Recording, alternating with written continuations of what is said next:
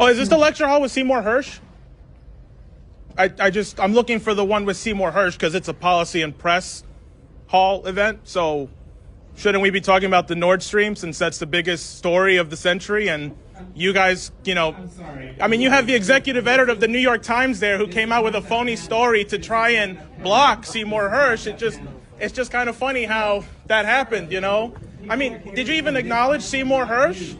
All of you are executive editors of papers that broke Pentagon, My Lai, Watergate. Is this the same papers or not? I mean, is there anything you've gotten right in the last 20 years, or am I mistaken about that? I mean, it's just kind of funny because Iraq, wrong. Syria, wrong. Russiagate, really wrong. Okay, I mean, the list goes on and on. So the last thing you could do to try and actually fix your reputation is acknowledge that through leaks, we had to find out that Zelensky was going to bomb Moscow on the anniversary. I mean, if you're so impartial, shouldn't you at least say, right, that Zelensky was going to bring us on the verge of World War III? That seems pretty fair.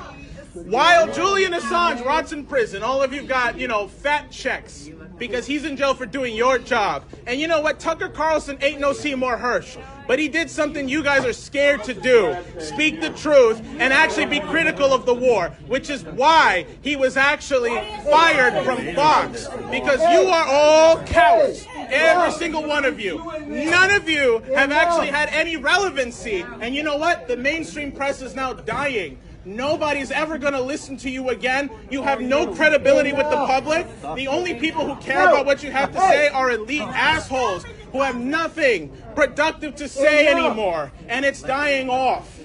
So will you at least say something, either about Nord Stream or Ukraine or the fact that Zelensky brought us to the verge of World War III and the only reason we knew about that was through leaks?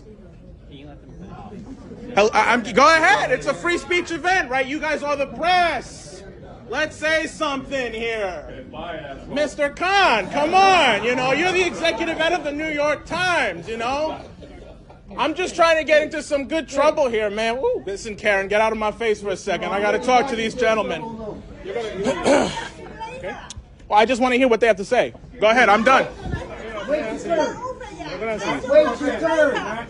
You're not going to tell them to you. Come. Wait your turn. You could project if we can't. I would just say I think it's important to hear everybody's point of view. Yeah. So thank you. All right. I do think that we need to give our moderator a chance to ask other questions. We're on the verge of World War III. Some of the people in the audience also do so. Thank you. Really, thank you. Say something about this bombing. We blew up the Nord Stream pipeline. Listen, don't stand there while there are people rotting in prison. Nobody said anything about Uhuru, right? The socialists who are in jail for being critical of this war. God damn it. Let's go. At least say something about the people in jail for being critical of this war. They don't deserve to be in prison right now. You know what? He's right. He's right about Julian Assange. He was the only one who did his job right. He exposed U.S. war crimes. He exposed crimes that we committed in Afghanistan, killing civilians. None of your outlets reported that. None of your outlets did. Instead, you're bowing down to the war policy, the war nuts who are going to get us all blown up in a World War III. You continue to work for the outlets who continue to lie to the American public and will get us killed. Why don't you leave those outlets? Why don't you do? Tucker Carlson was kicked out because he had the guts to actually talk about the war. He had the guts. MSNBC fired Donahue. He had the highest rated show on MSNBC, and he got fired for criticizing the invasion of Iraq in 2002. This is a disgrace.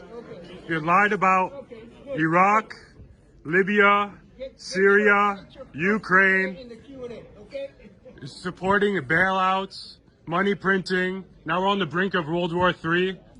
If World War III kicks off, the blood is on your hands.